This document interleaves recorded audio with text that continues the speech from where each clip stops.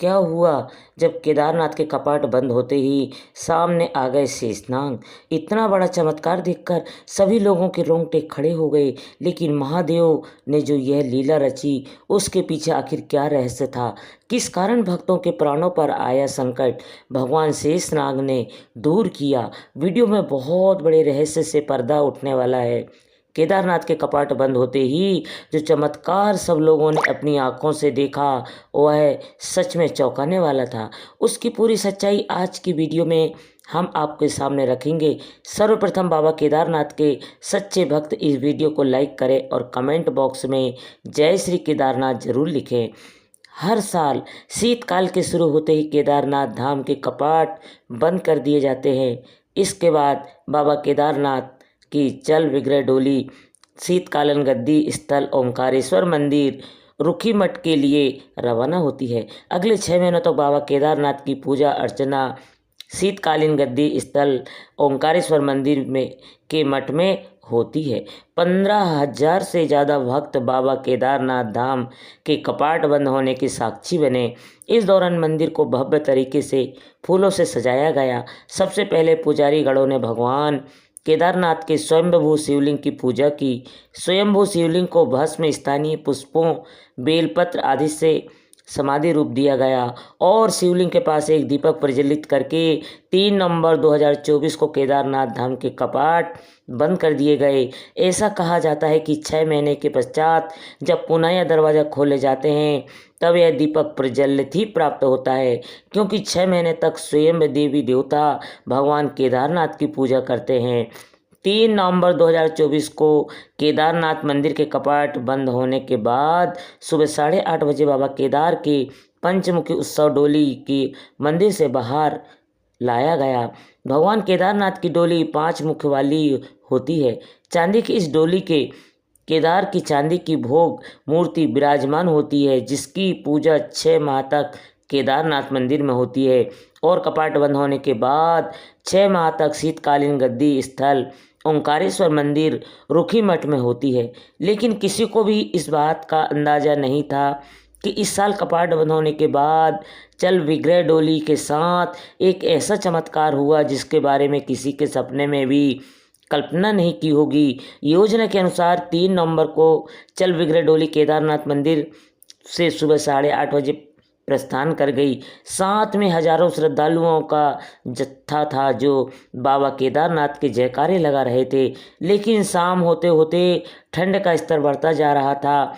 सभी भक्त चल विग्रह डोली के केदारनाथ के जयकारे लगाते हुए रात्रि में रामपुर पहुंचे और वहीं पर सबने विश्राम किया। अगली सुबह 4 नवंबर को बाबा केदारनाथ के पंचमुखी डोली रामपुर से फाटा और वहां से नारायण कोटि के लिए आगे बढ़ी। नारायण कोटि भगवान नारायण और माता लक्ष्मी से संबंधित स्थान है, जिसका संबंध पांडवों के साथ भी जुड़ा हुआ है। ऐसा कहते हैं कि ये नारायण कोटि में स्वयंभू शेषनाग भगवान के सुरक्षा कर और भक्तों को भी आपदा से बचाते हैं। जब बाबा केदारनाथ का यह पंचमुखी डोली नारायण कोटि पहुंची तो सबने भगवान नारायण को सर्वप्रथम प्रणाम किया। हरि और हर का मिलन हुआ और जब डोली आगे बढ़ी तब एक ऐसा चमत्कार हुआ जिसके बारे में किसी ने कल्पना भी नहीं की होगी। डोली के मार्ग में अचानक से बहुत सारे नाग कहीं से प्रकट हो गए। वे रास्ते को रोके हुए थे।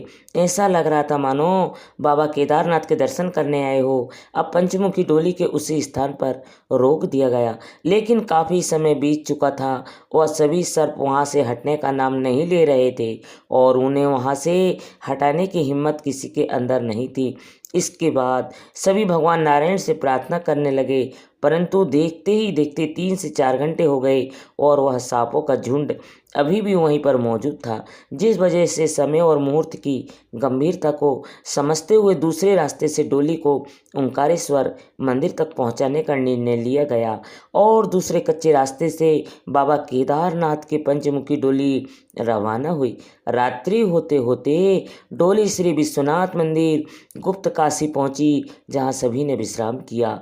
लेकिन तभी एक ऐसी खबर सबके सामने आई जिसे सुनने वाले के रोंगटे खड़े हो गए। पता चला कि नारायण कोटि से गुप्त काशी आने वाला मार्ग के बीच में भयंकर भू संकल्पपुर और नामक में बहुत बड़ा खतरा हो गया, लेकिन जनमान की कोई हानि नहीं हुई है। इस घटना को सुनकर सबकी यह बात समझ आई कि नारायण कोटि के उस मार्ग में आखिर नाग देवता ने डोली का रास्ता क्यों रोका था, क्योंकि आगे भूस्खलन होने वाला था। अगर डोली आगे बढ़ती तो डोली के साथ मौजूद हजारों श्रद्धालु भीषण आपदा का शिकार हो जाते, जिस वजह से नाग देवता ने डोली को मार्ग बदलवा दिया। इस कारण से रात्रि तक एकदम सही सलामत सभी श्रद्धालु बाबा के केदारनाथ की डोली के साथ गुप्त काशी में बाबा विश्वनाथ मंदिर तक पहुंच गए। इतने बड़े चमत्कार को स्वयं महसूस करके सभी भक्तों ने बाबा केदारनाथ और भगवान नारायण को प्रणाम किया और उनके जयकारे लगाते हुए फिर अगली सुबह 11 बजे बाबा केदारनाथ जी की डोली अपने शीतकालीन गद्दी स्थल पर श्री ओंकारेश्वर मंदिर रुखी मठ पहुंची। अब केदारनाथ के कपाट 6 महीने तक बंद रहेंगे। तब तक बाबा केदारनाथ के दर्शन इसी मंदिर में किए जाते हैं। 6 माह के बाद मंदिर और उसके आसपास कोई नहीं रहता है, लेकिन आश्चर्य की बात यह है कि 6 महीने तक मंदिर में मौजूद दीपक भी जलता रहता है और निरंतर प्रतिदिन बाबा केदारनाथ की पूजा भी होती रहती है। कपाट खुलने के बाद भी यह आश्चर्यचकित का विषय है कि वैसी ही साफ सफाई मिलती है जैसे कि छोड़कर गए थे। केदारनाथ मंदिर में स्थित ज्योतिर्लिंग को जागृत शिव कहा जाता है, क्योंकि ये माना जाता है कि यहाँ भगवान शिव स्वयं अपनी दिव्य ज्योति के रूप में निवास करते हैं। इस लिंग में स्वयं शिव की ज्योति विद्यमान होने के कारण भक्तों का विश्वास कि यहाँ की पूजा और दर्शन से उन्हें सीधा शिव को आशीर्वाद प्राप्त होता है, उनके समस्त पाप धुल जाते हैं। दोस्तों, आशा करते हैं कि आज की वीडियो से आपको बहुत कुछ जानने और सीखने को मिला होगा। अगर आपको भी यह चमत्कारिक वीडियो पसंद आई हो तो वीडियो को लाइक ज़रूर करें, कमेंट बॉक्स में हर हर महादेव लिखें और हमारे चैनल को सब्सक्राइब करके बेल आइकन का प्रेस कर ले, ताकि आपको हमेशा ऐसी ही सत्य चमत्कारिक घटनाएं देखने को मिलती रहे। आप सभी दर्शकों को हर हर महादेव।